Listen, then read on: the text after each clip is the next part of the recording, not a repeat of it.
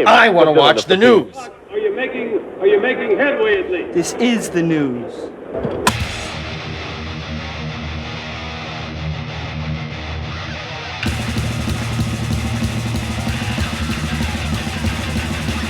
Schmack-a-magob, it is time for the only news that matters. And Bob Daisley, who played bass on Ozzy Osbourne's early solo albums, has responded to Ozzy and Sharon Osbourne's claim that the quality of Bob's rehearsal tape of the original Blizzard of Oz band with the late Ozzy solo band guitarist Randy Rhoads was too dreadful to be released to the public. In his latest installment, the Osbourne podcast, Ozzy and his family discussed Daisley's legendary Holy Grail demos, which reportedly contains around 8 hours of recording sessions with Randy Rhoads. When Ozzy and Sharon's son, Jack, suggested that it should be up to Randy's family to decide whether those recordings should see the light of day, Sharon said exactly, but Ozzy offered a more practical reason of why those tapes have not been made available to the public. He says the quality sucks. The quality is dreadful. And Sharon agreed with it, and she said it was done on a tiny cassette player, on a little tiny cassette machine, and so yeah, it's not for us to do anything with it. Daisley then fired back and said, look, I put a couple snippets up on my website that you can hear the quality of it. And it wasn't on a little cassette machine, it was on a boombox. Now, I have heard those seconds of those rehearsals, and I gotta say, sounds awesome. And maybe one day it will be released. It's 8 hours long, but as Bob said, it was many, many takes of the same song, so you'll hear, Mr. Crowley a dozen times and Crazy Train and so on. It's just songs being, worked on. And, but, we all would love to hear it.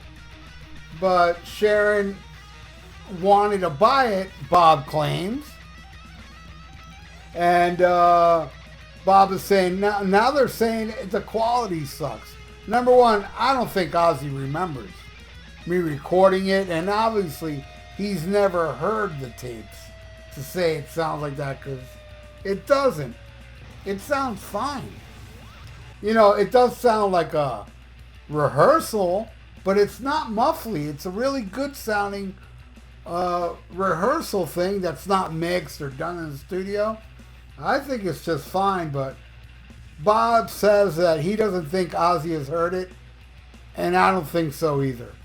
Sharon obviously heard it if Bob's claims are true that she offered to buy it from him, but she refused to sell it. He refused to sell it to her because he said, yeah, they're just going to turn it into the Ozzy and Randy show, and me and Lee will be left off it like all the other releases of the Blizzard of Oz and Diary of a Madman.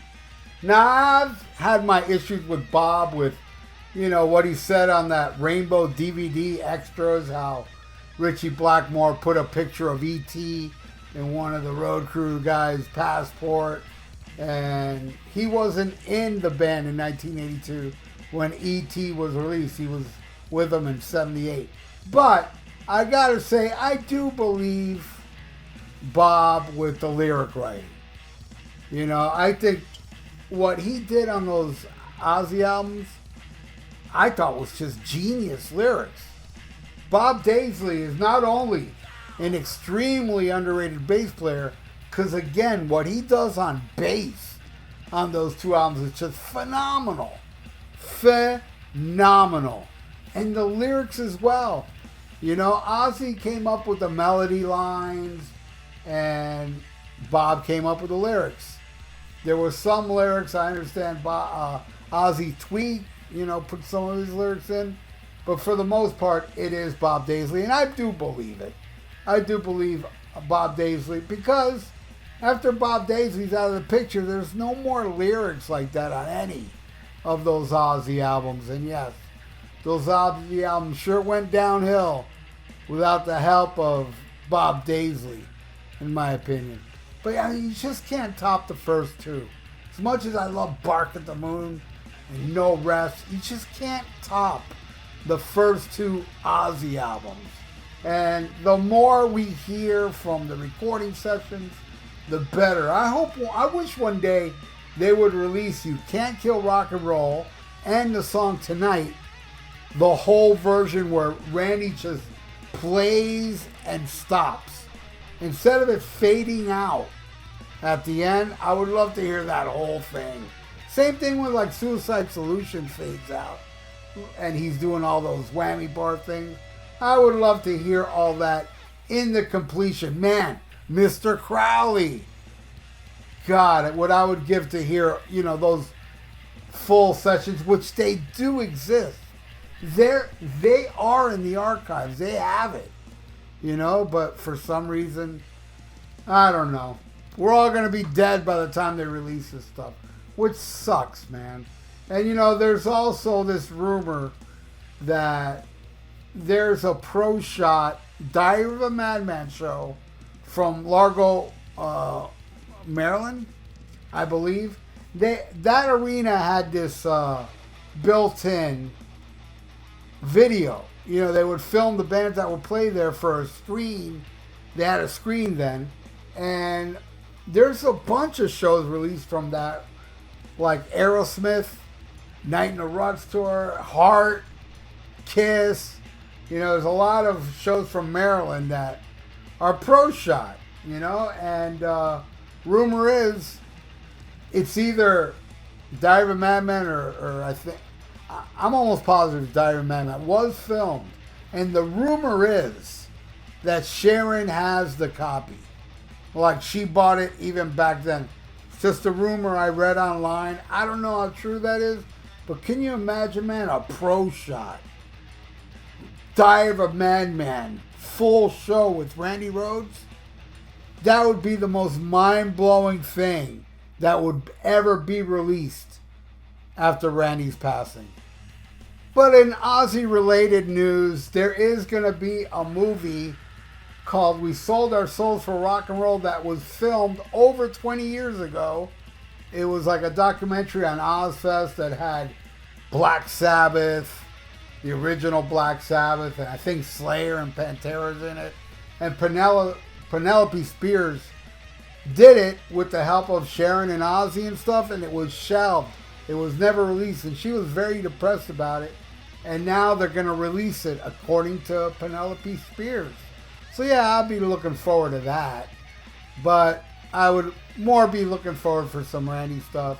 Hopefully one day stuff like that will be released, because I just know there's a lot of Randy stuff in the archives that we don't know about, that we're in the dark about, that they either have it or they don't know they have it, or somewhere there's footage of Randy Rhoads that would be mind-blowing for us to see, like that Largo show, if it does exist. But anyway, that's it for the only news that matters. What do you all think? Leave it in the comments below. We all know Sharon's a piece of crap and she's screwed Bob over. But we also know that Bob kept going back after being screwed over by Sharon, and over and over and over and over again. And he kept going back. So yeah, what do you all think of that? And leave it in the comments below. And also subscribe to my channel if you haven't. And ring that little notification bell. And everybody out there, please like the video. It's good for the YouTube algorithms. So stay frosty. Listen to Black Sabbath and smack 'em a gob. Farewell and adieu to you fair Spanish ladies. Farewell and adieu, you ladies of Spain. For we've received orders for to sail back to Boston. And so never more shall we see you again.